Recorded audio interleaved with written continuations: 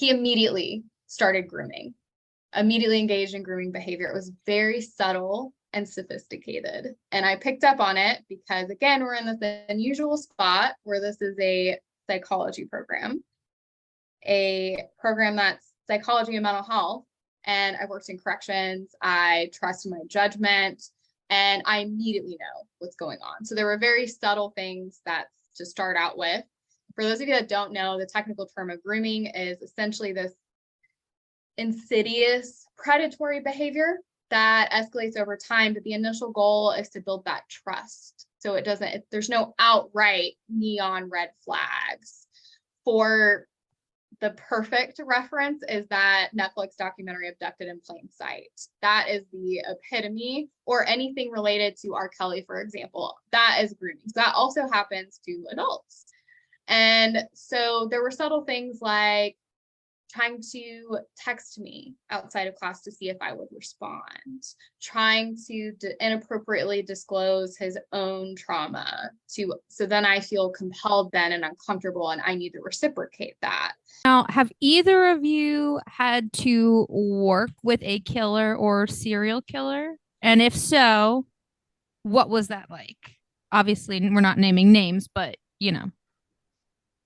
I've worked with many killers and many serial killers. I think, what was it like? You know, just like any other criminal, it varies greatly. You know, murderers or serial killers aren't one type of person. There are some that were narcissistic. There were some that were psychopathic. There were some that were very personable. There were some that had problems with drugs. There were some that were seriously mentally ill, just like any other human. You know, a killer or a serial killer can range.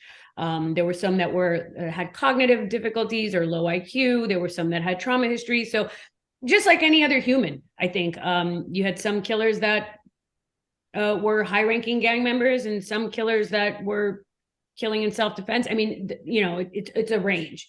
So I really can't say that it's what it's like to work with a killer, because you have to individualize it, just like anything else in psychology. There's a bunch of misconceptions that come from the popular procedural dramas. The medical examiner is not a part of the criminal justice system. They're narrowly focused on the medical diagnosis of the cause and manner of death. There's that there, but we also there's a conception, the belief that anytime somebody dies suddenly and unexpectedly anywhere, there's always a team of trained professionals who go to the scene and look for evidence, and a body's taken to a well-equipped forensic medical center for an autopsy, and the results come, you know, fairly quickly, and they figure out what happened.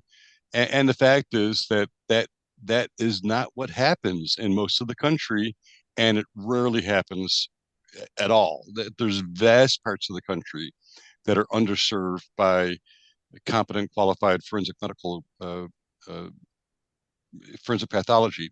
But furthermore, probably the biggest one is, though, they don't actually draw a chalk outline around a body. Okay, just dispense with that right off. That does not happen.